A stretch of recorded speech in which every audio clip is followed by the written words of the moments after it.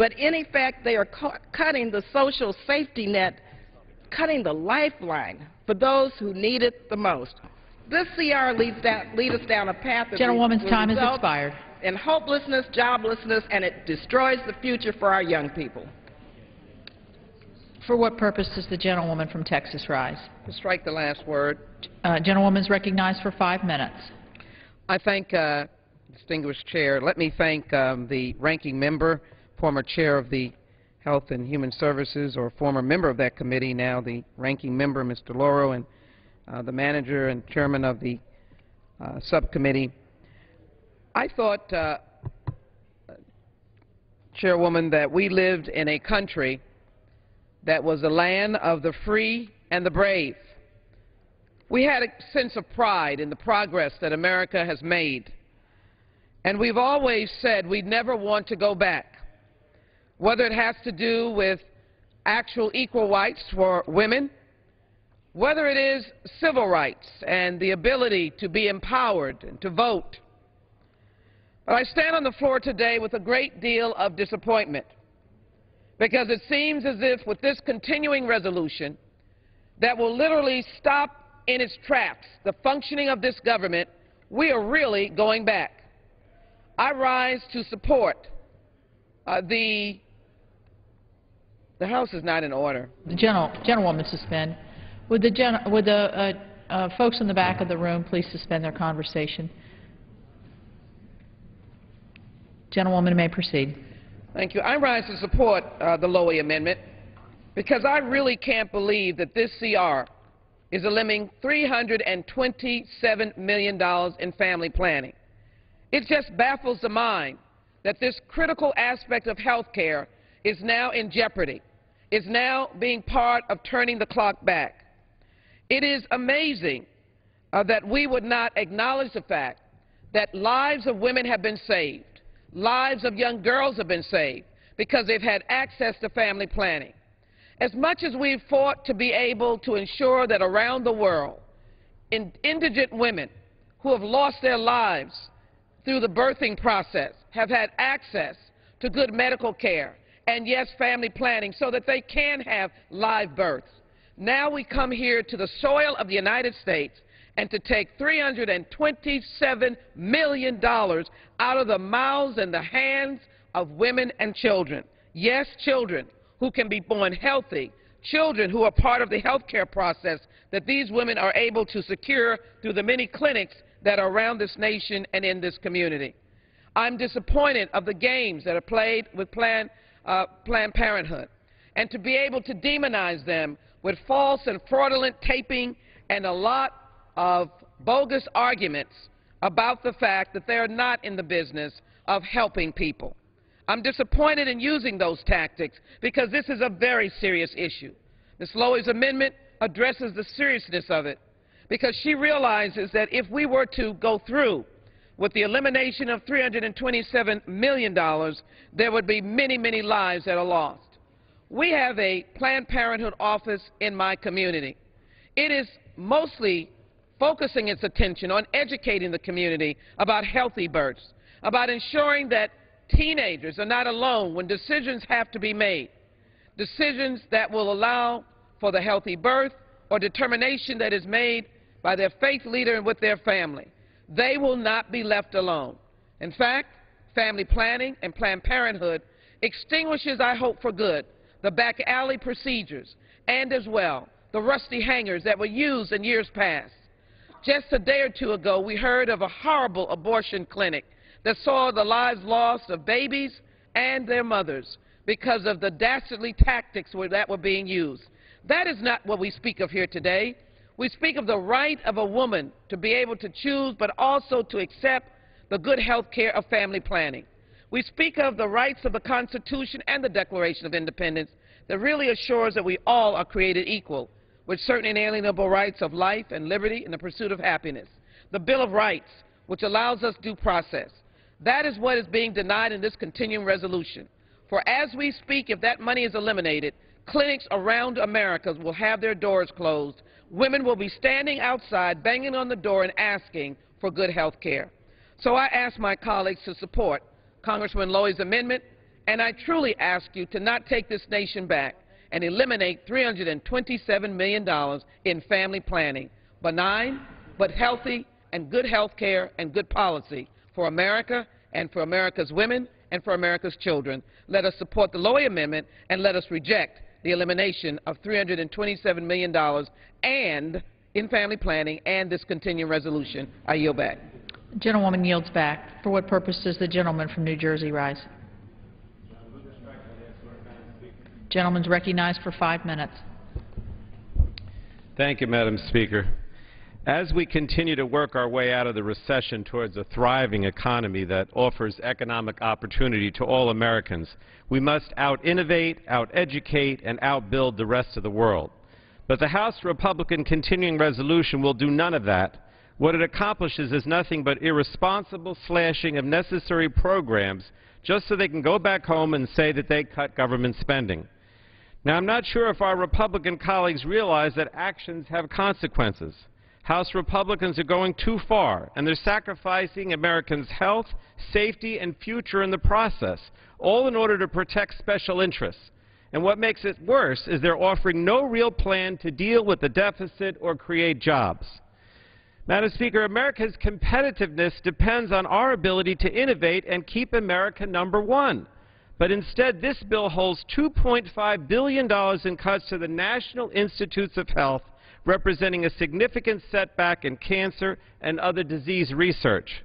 We have to properly fund the key agencies like NIH that are essential to disseminating medical research and assisting in the development of new drugs and devices.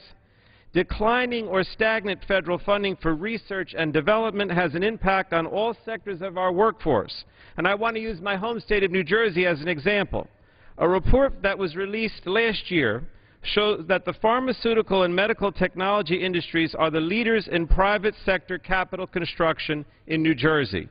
In fact, in 2008, that meant $1.4 billion to the state and almost 6,000 jobs for construction alone.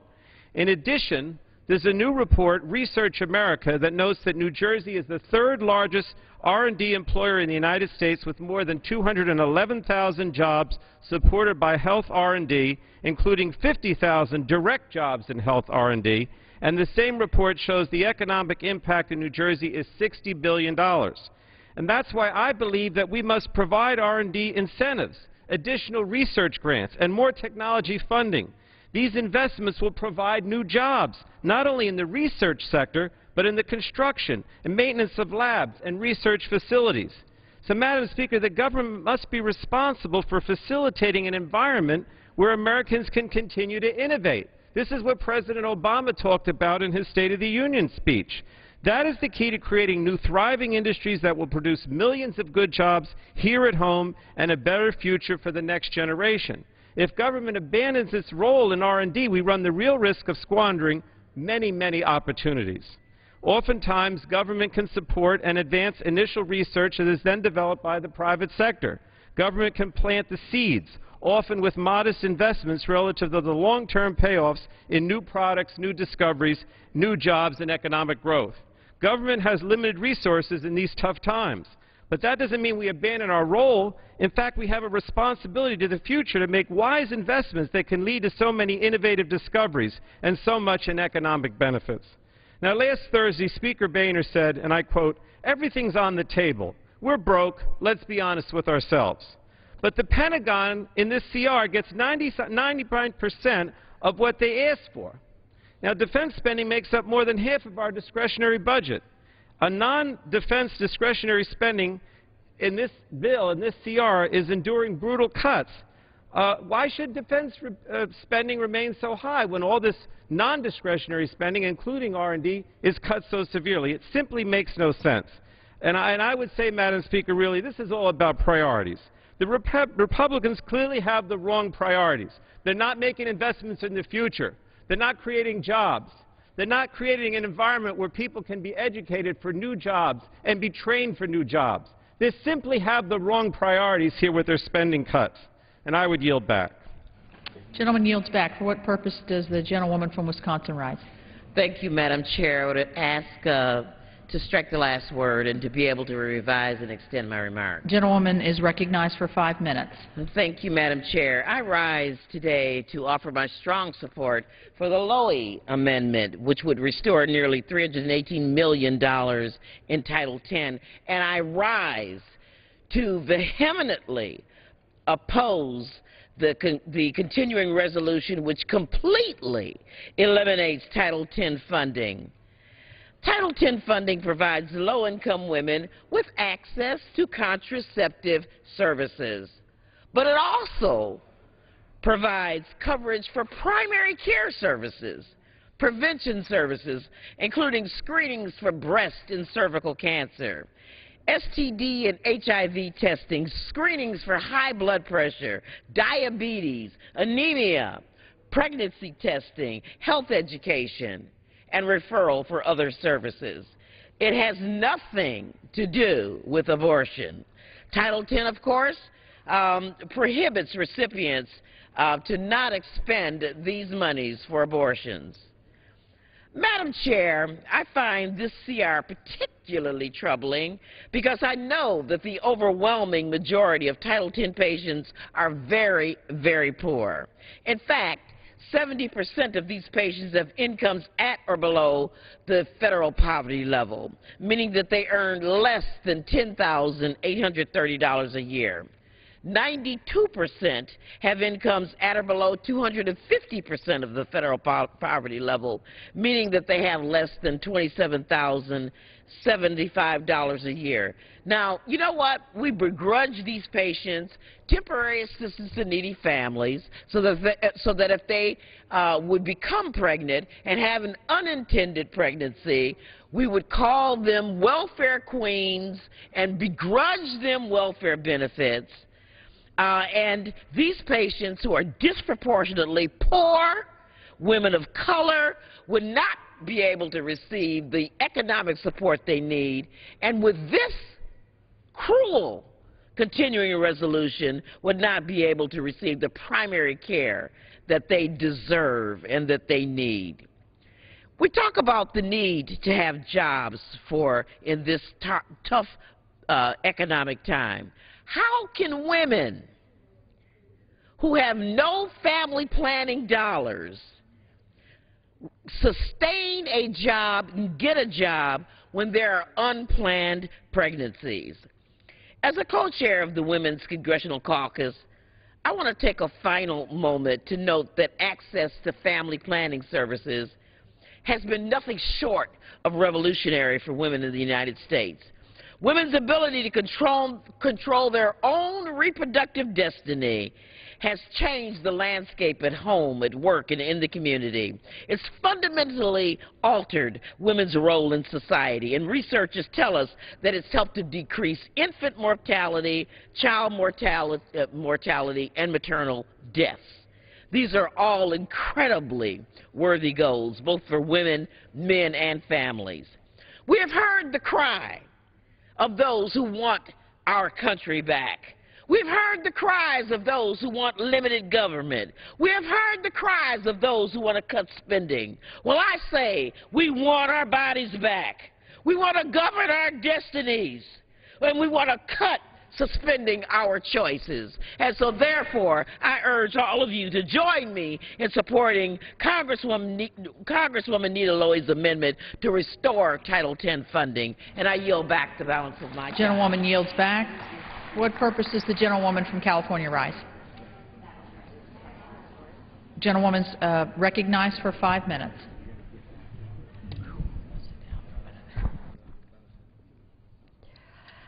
Madam Chair, I rise to support Ms. Lowey's amendment to restore Title X funding. At a time when we need to come together around jobs and the economy, the Republicans are instead focusing on bills attacking women's health.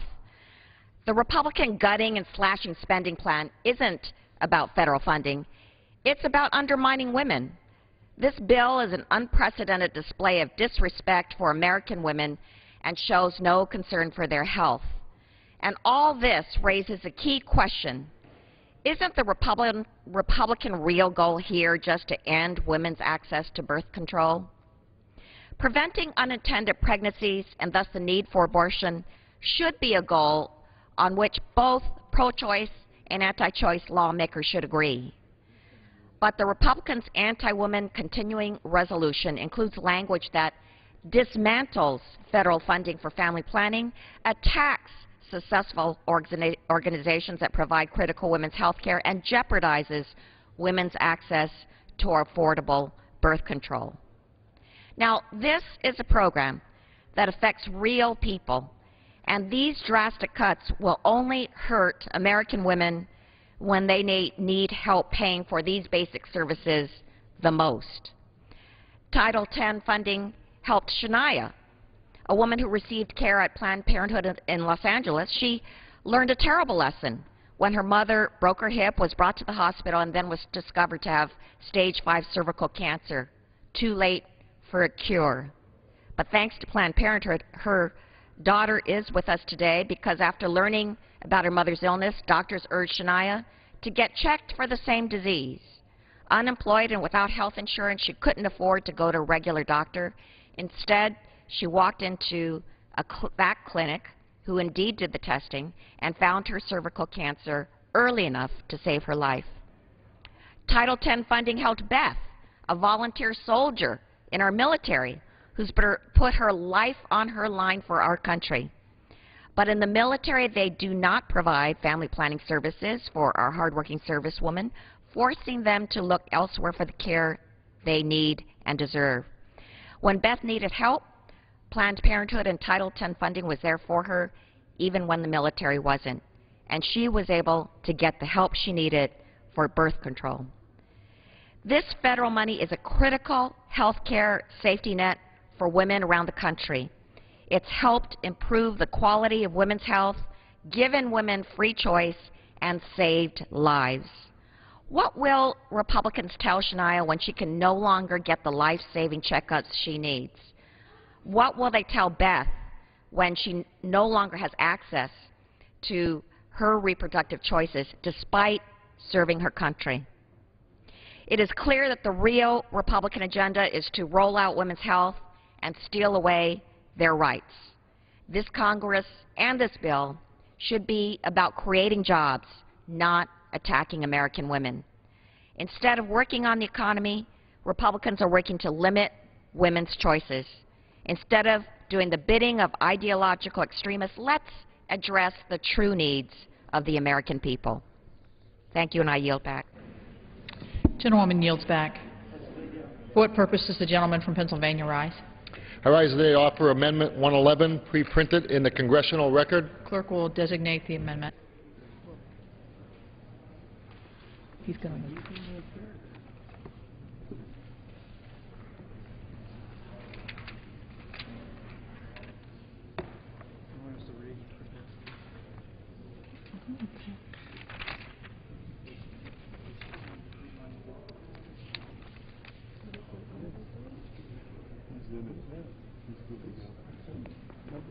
The gentleman specify the number of his amendment.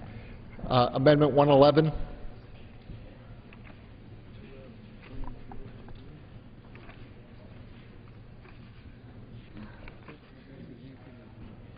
The clerk will designate the amendment.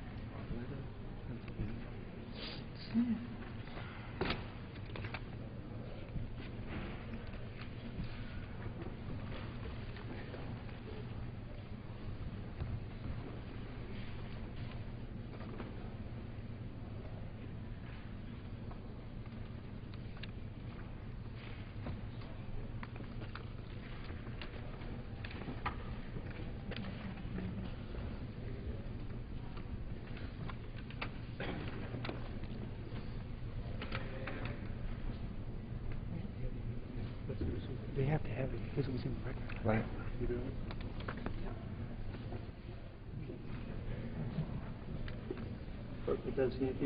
Clerk will designate the amendment.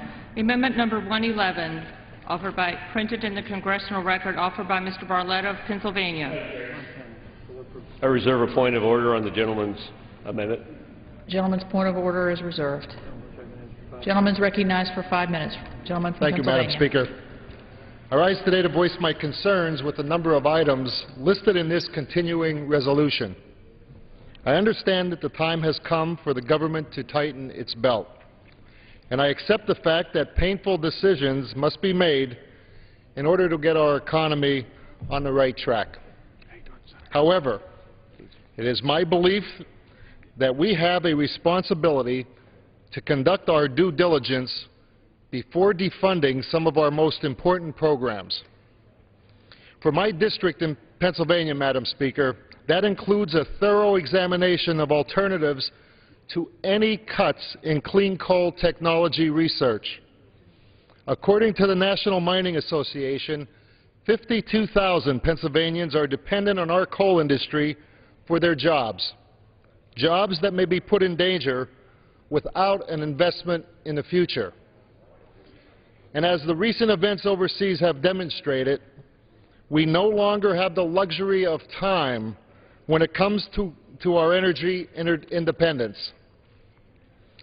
While clean coal research will prepare us for the future, the Low-Income Home Energy Assistance Program invests in our most vulnerable. Last year, LIHEAP provided heat to 545,000 families in our country. And with the unemployment rate that's held over 9% for 21 consecutive months, we must remember that the cuts we debate here today will have a drastic effect on families who are already struggling to make ends meet. The same can be said for the community service employment for older Americans. In 2008, this program helped nearly 90,000 older Americans prepare for the next phase of their careers, even assisting in their placement in the workforce. Seniors constitute 16.5% of my district's population, and given the current nature of our economy, many of these hard-working men and women will be forced to prepare for changes in their future. And as a former mayor, Madam Speaker, I understand how important the Community Development Fund is to supporting our local communities. It serves as a critical lifeline to towns, cities, and communities that are already struggling to pay their most basic bills. It also supports revitalization programs in our communities and assists communities that have fallen victim to disasters. And in a similar vein, state and local law enforcement assistance helps to keep our communities and neighborhoods safe. In particular, it supports communities who are forced to incarcerate illegal aliens for extended periods of time, as well as programs that strive to protect our borders. Madam Speaker, I understand that we're broke, that programs such as those I have listed here today will be forced to bear the brunt of our new economic realities. Yet I stand here today to reiterate my support of these important programs and to remind my colleagues to remain ever cognizant of the fact that our cuts are, again, both necessary and painful. I ask unanimous consent to withdraw my amendment. No objection. Without objection, the amendment is withdrawn. Thank you. Purpose does the gentlewoman from Hawaii rise? Madam Speaker, I move to strike the last word. Gentlewoman from Hawaii is recognized for 5 minutes. I rise today in strong support of the Lowy Amendment and in strong opposition to cuts to the Title X funds in this continuing resolution. These cuts are a threat to women's health, as you've heard from so many of the previous speakers. For example, these cuts will prevent Planned Parenthood from receiving needed federal funds. Much of the cuts in H.R. 1 target the most vulnerable among us, the poor, children, young adults, and women. We are a diverse country, proud of it, with good people on all sides of an issue, including, of course, the issue of abortion. We know that cutting Title X funds strikes at a favorite target of the anti-choice group, Planned Parenthood. Sadly, in pursuing their anti-choice agenda, tens of thousands of women in our country will be denied health care services that have absolutely nothing to do with abortions.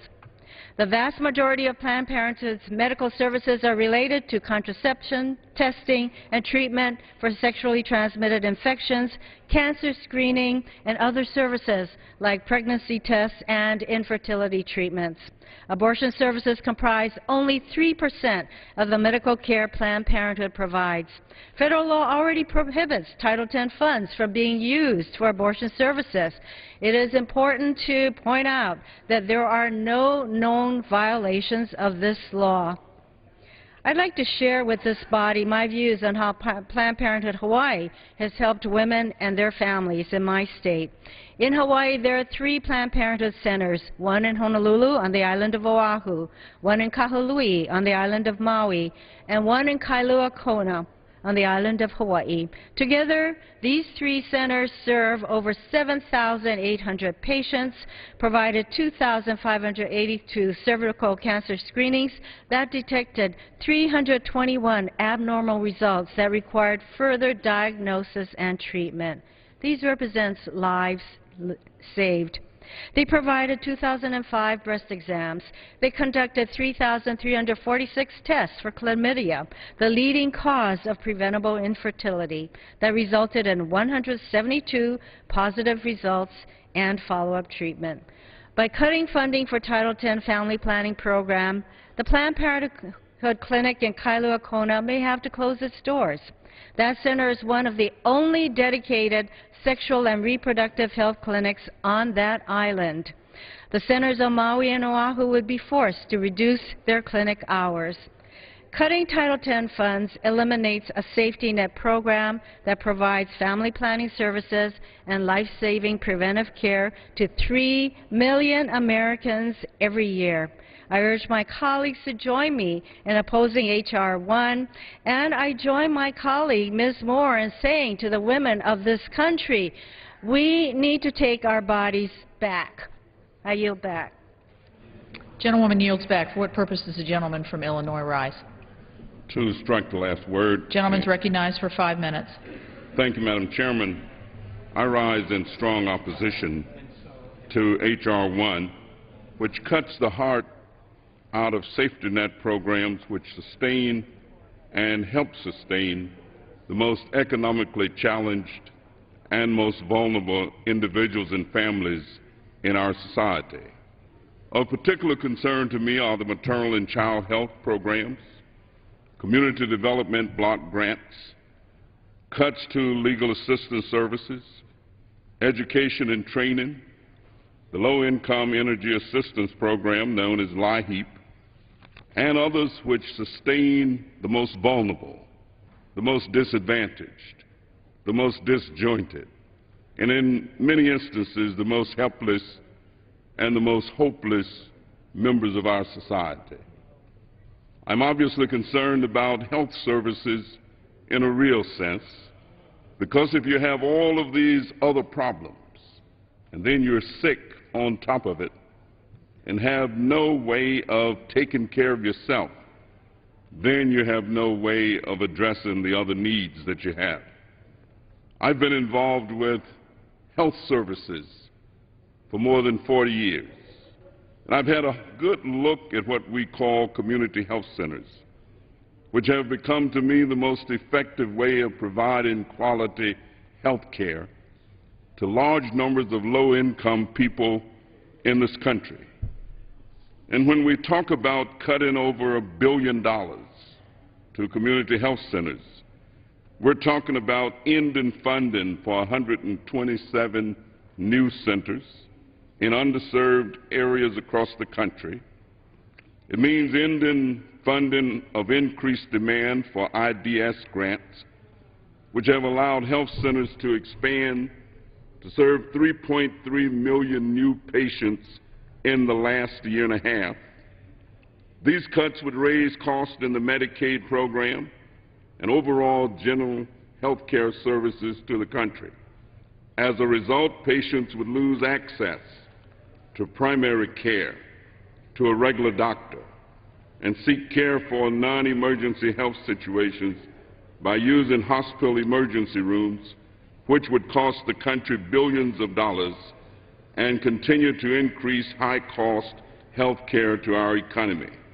If these cuts go through, it would have an additive effect to the states that are cutting nearly $90 million in financial support to health centers due to their own fiscal crisis, therefore leaving health centers with no way to continue to serve their existing patients.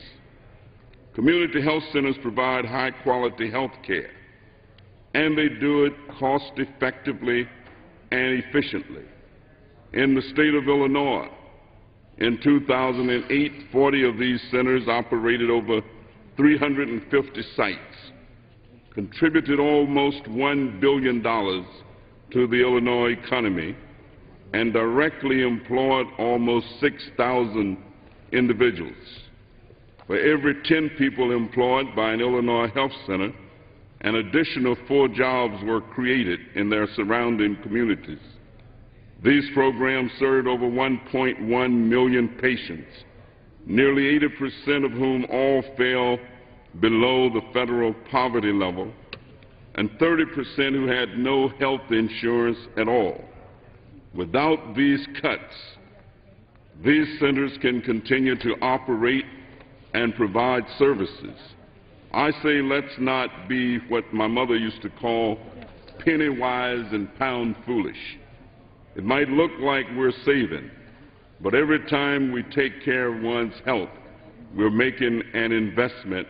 I urge that we reject these cuts, and I yield back the balance of my time. Gentleman yields back. For what purpose does the gentleman from New Jersey rise? I move to strike the requisite number. Gentleman's recognized for 5 minutes. Madam Chair, I rise in support of the amendment that Ms. Lowy presented and in opposition to this continuing resolution, which would completely eliminate the National Women's Health and Family Planning programs known as Title X. The resolution we're considering would cut care to Americans who need it most. Title X funds ensure that millions of low-income and uninsured individuals have access to primary health care. For most of these individuals, this is the only medical care they receive. Without access to this health care, they're at risk of developing serious medical conditions. If Title X funding is eliminated, it would remove the only access point to primary health care for millions of women and would increase the health care costs for all Americans. Now, some of my colleagues would argue that Title X is all about abortion. That statement is simply not true. These programs fund prevention, provides life-saving care to millions of women each year, cancer detection, care provided, women and families treated with the dignity they deserve, and it is family planning. I know these claims, and I know the work of these clinics and their importance to our society. Now, maybe the men who put together this continuing resolution don't know what these programs do. I assure you, I do. Cutting funding to these programs would be devastating for women's health, and I strongly oppose efforts to do so. These programs prevent an estimated 1 million unintended pregnancies each year. For every dollar spent on family planning, several dollars are saved in Medicaid costs. These clinics provide life-saving and preventive care to millions of women. In 2009 alone, providers performed millions of Pap tests, millions of breast exams, over 6 million tests for sexually transmitted infections, nearly 1 million HIV tests. In my home state of New Jersey, it's estimated that the elimination of these programs would cause as many as 40,000 patients to lose their access to women's health care. I estimate that without these funds, 14 community health centers would close their doors. We need to take a careful look at who we hurt by cutting these programs. In 2009, these funded health centers provided services to over 135,000 patients. Eliminating national family planning programs would result in millions of women across the country losing access to primary care and preventive health care. I can't emphasize that too strongly. Simply put, without these programs, more women will experience unintended pregnancies, face potentially cancer and other diseases that could be acceptable. I yield back my time. Gentleman yields back. What purpose is the gentlelady from Ohio rise? Mr. Speaker, I move to strike the last word. Gentlelady is recognized for 5 minutes. I rise today in support of the gentlewoman Representative Lowy's amendment to restore funding for Title X Family Planning Program. I also want to convey my strong opposition to the amendment offered by the gentleman from Indiana prohibiting Planned Parenthood from receiving any federal funds, including any funds for cervical or breast cancer screenings. These draconian proposals will end preventive and primary care for millions of American women. Primary care services that are for so many women the only medical care they receive throughout the year. In fact, 6 in 10 women who access care from a family planning center consider it to be their main source of health care. What we are seeing here today is nothing less than an attack on access to women's health services. And the real impact of these cuts is that 5 million women across this country will lose access to basic primary and preventative care services. Let's be clear. Planned Parenthood does offer needed family planning services, and they also offer preventative health care services. In 2009, in the state of Ohio, Planned Parenthood served 97,574 patients by providing primary health services like cervical and breast cancer screenings, birth control, along with general services including smoking cessation, flu vaccinations, and screenings for diabetes and anemia. Planned Parenthood in Ohio provided 32,532 cervical cancer screenings in 2009. Planned Parenthood in Ohio provided 32,717 breast exams in 2009. 32,717 women given peace of mind that they are free from cancer or put on the path to necessary further treatment for breast cancer. 32,717 women given access to preventative care services that each and every American woman needs. From the cuts to women, infant, and children program to these cuts targeted at women's health care, a pattern is quickly emerging, and it's unacceptable. It shows a disregard for women's health and safety.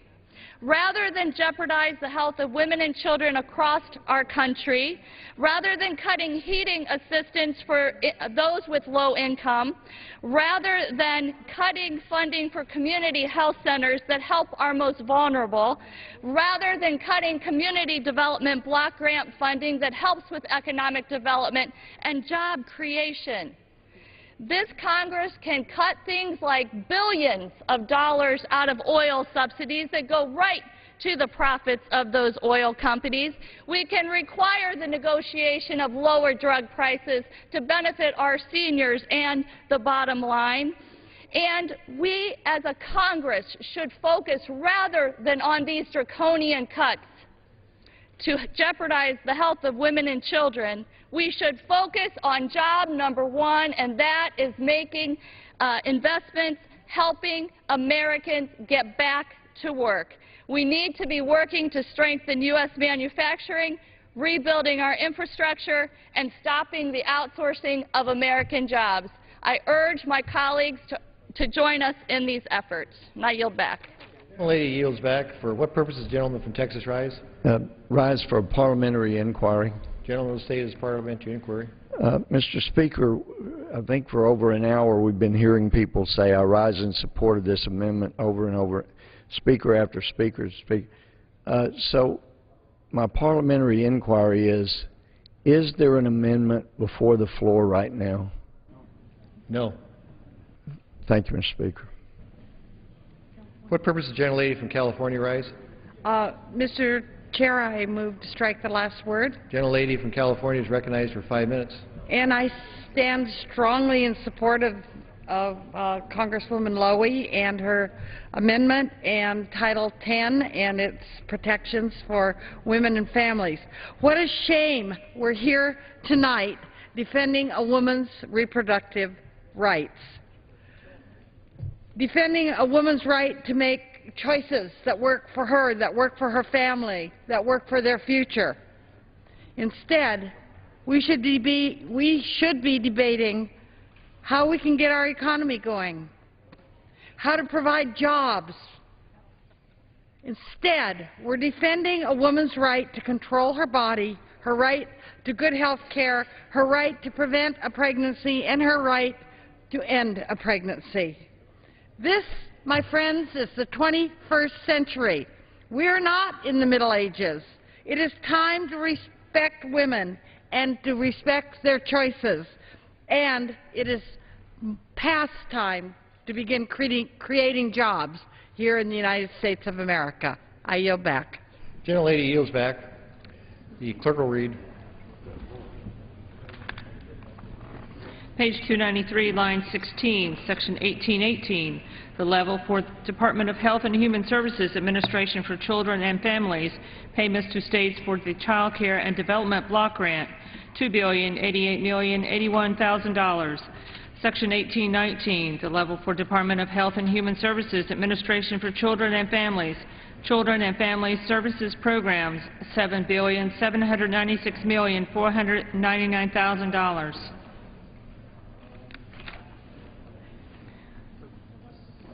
What purpose, gentleman from Arizona, rise? I have an amendment at the desk. Clerk will designate the amendment.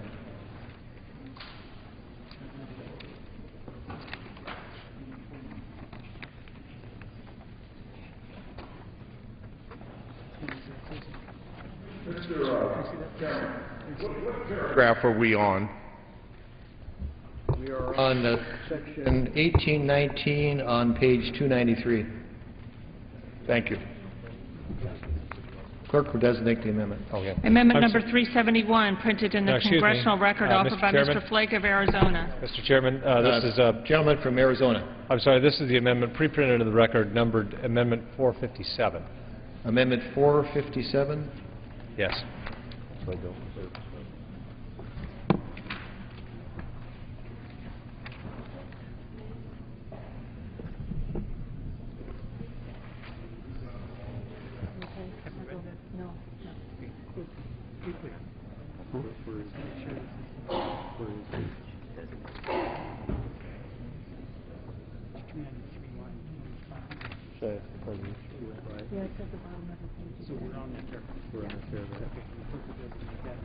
Clerk will designate the amendment.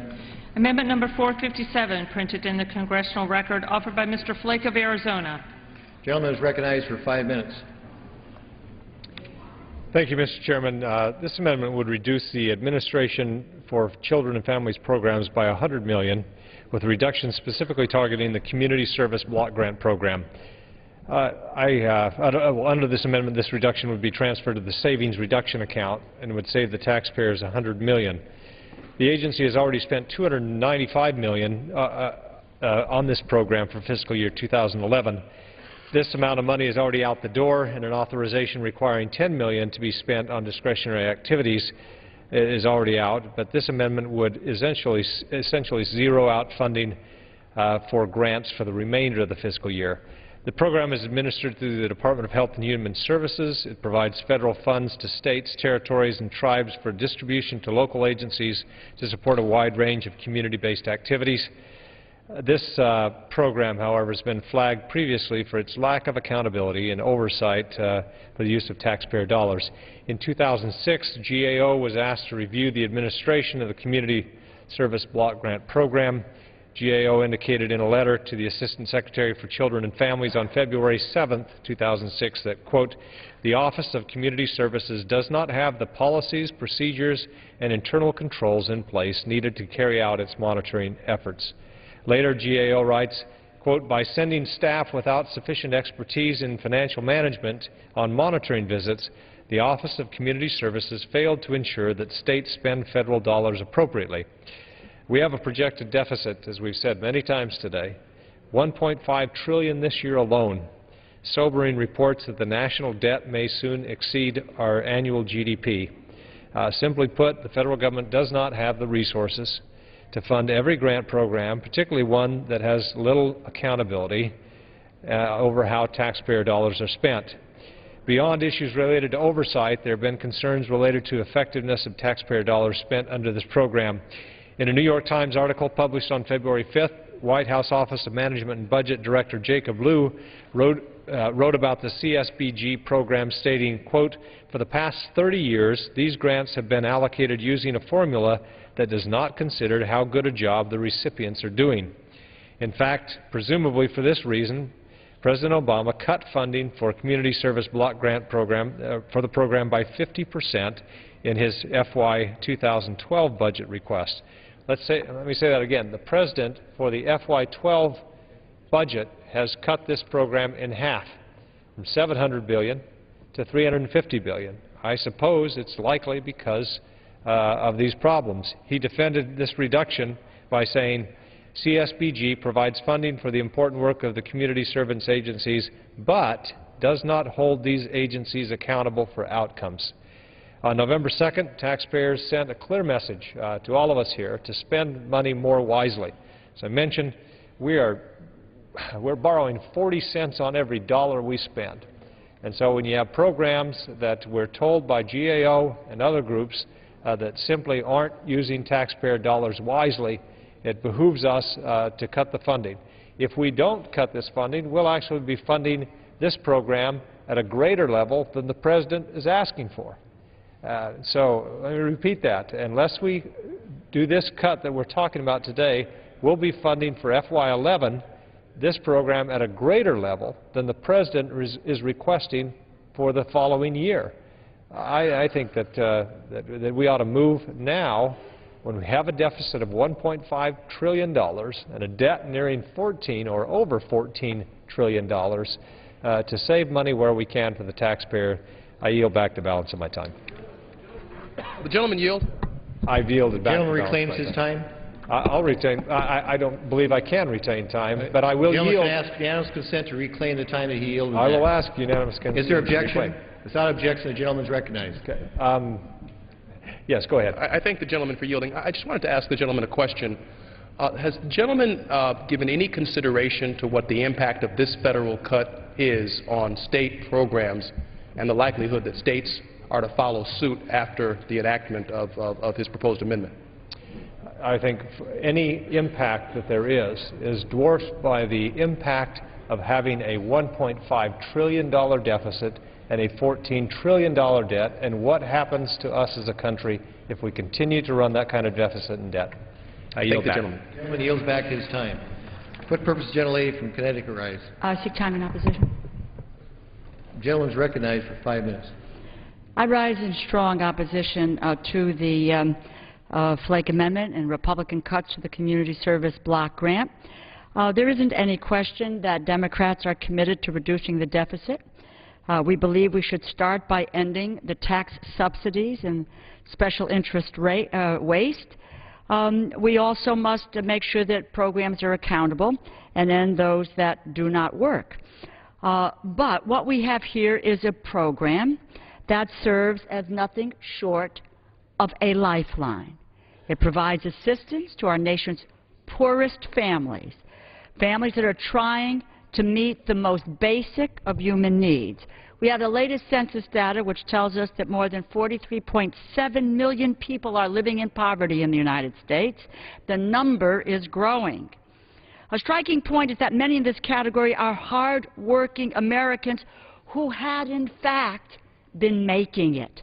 And some may refer to them now as the new poor.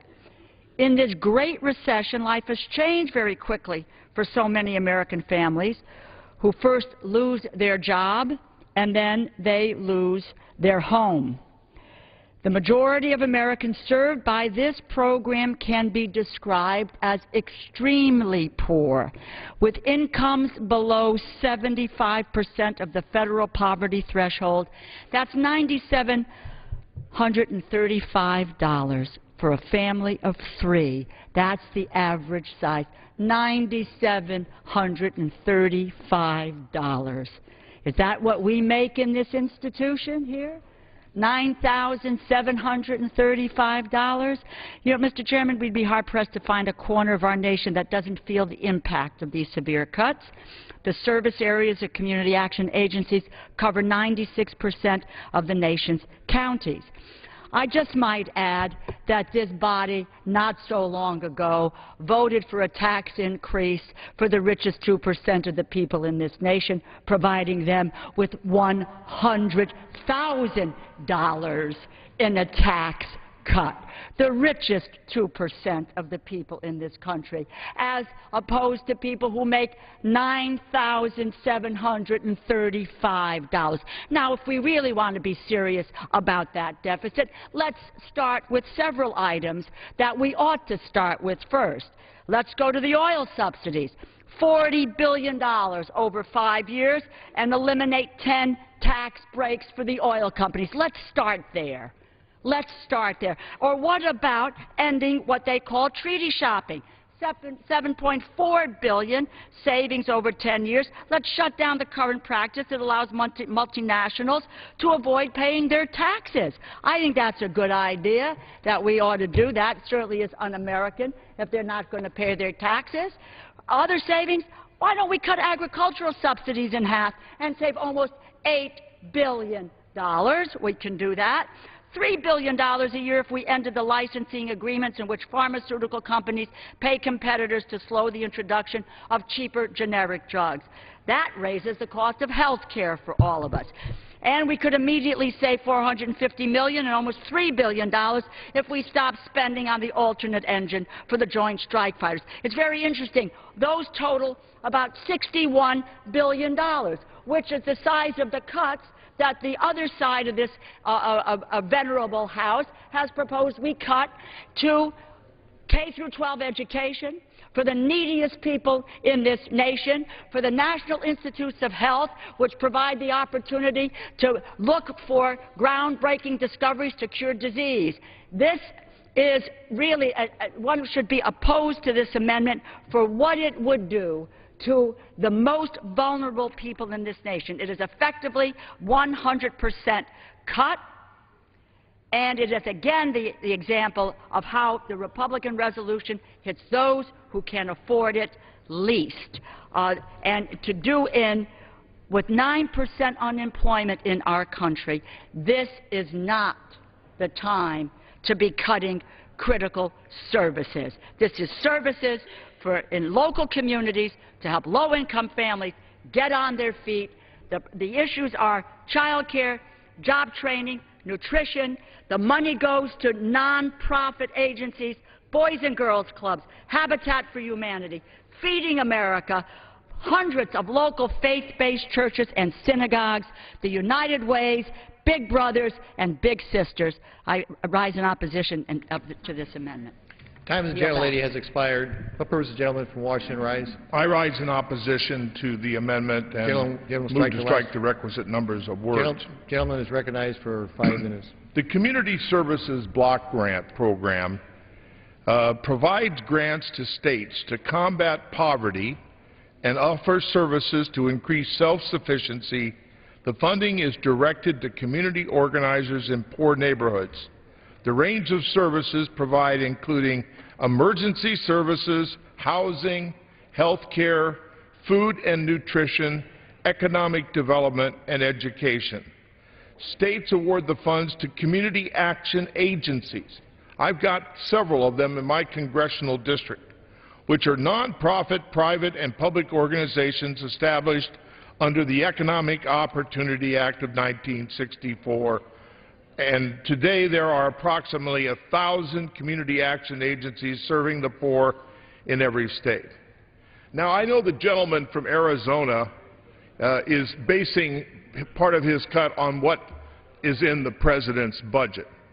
Well, from my perspective, the President's budget is wrong on this subject. To cut this program in half and then say we're going to have competitive bidding for the other half is going to hurt thousands, if not millions, of poor people in this country. It is not the right thing to do. This is shredding the safety net. And this last $100 million, because so much of this money has already been spent this year, would take this program down to zero. It would be a disaster. And all of these agencies would have to close. The people that are the poorest people would not have any place to go to get help. So I just think it's despicable that we have finally gotten down where we're going to go after the community services block grants to help the poorest people in each of our districts around the country. It's indefensible. It's just not right.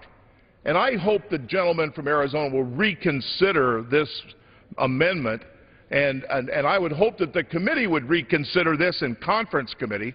I don't think the other body or should in any way embrace this. This is a bad amendment, a bad cut, and it's going to hurt people, the poorest people in this country.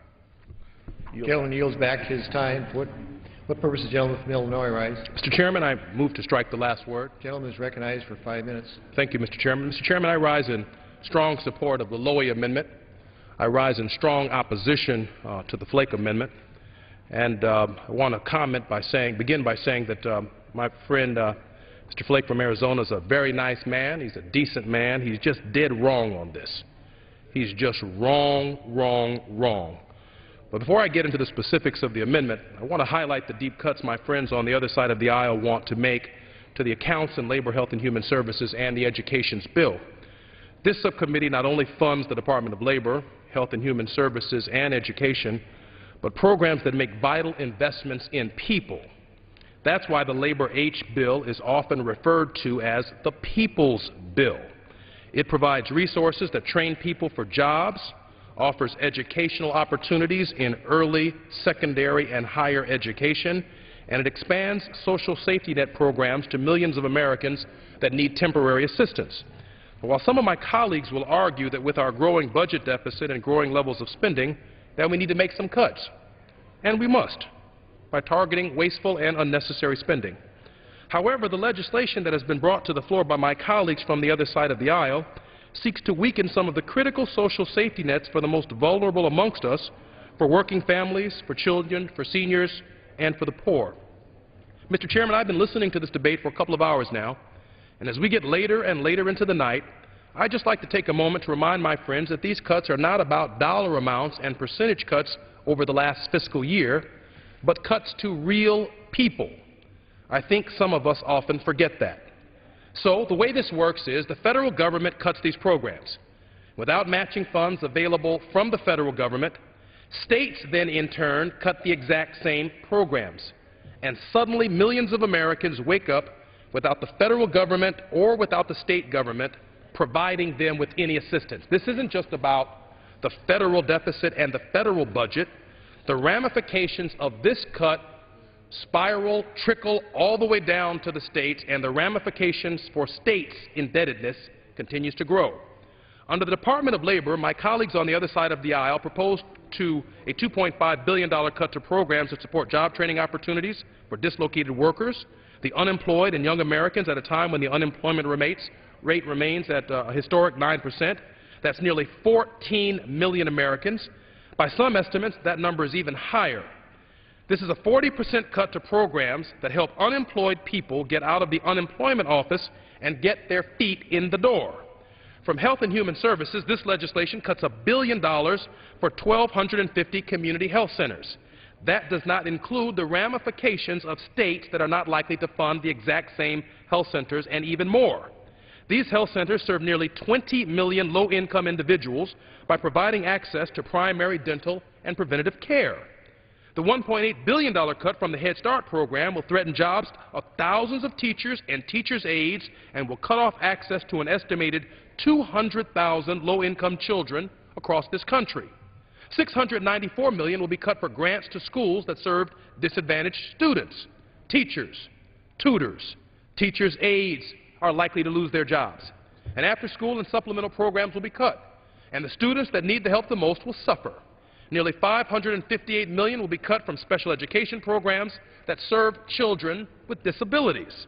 As the cost of tuition, textbooks, and living expenses continue to rise, the 8 million students in community colleges and universities that benefit from Pell Grants will no longer be able to receive the current maximum award of $5,550 per year. My colleagues across the aisle believe that $4,705 is adequate. I could go on and on, Mr. Chairman, with the detrimental cuts my colleagues plan to make to these social safety net programs, but the fact is that this legislation in front of us provides cuts to people in this country that can least afford it. These devastating cuts to health care, to education, to energy assistance, and other programs means the most vulnerable Americans will be left to fend for themselves in the midst of the worst economy of our lifetime. Mr. Chairman, I recommend my colleagues vote against the amendments that further cut any of these vital programs for Americans. I strongly urge my colleagues to vote against this irresponsible continuing resolution, and I yield back the balance of my time. Gentleman yields back the balance of his time.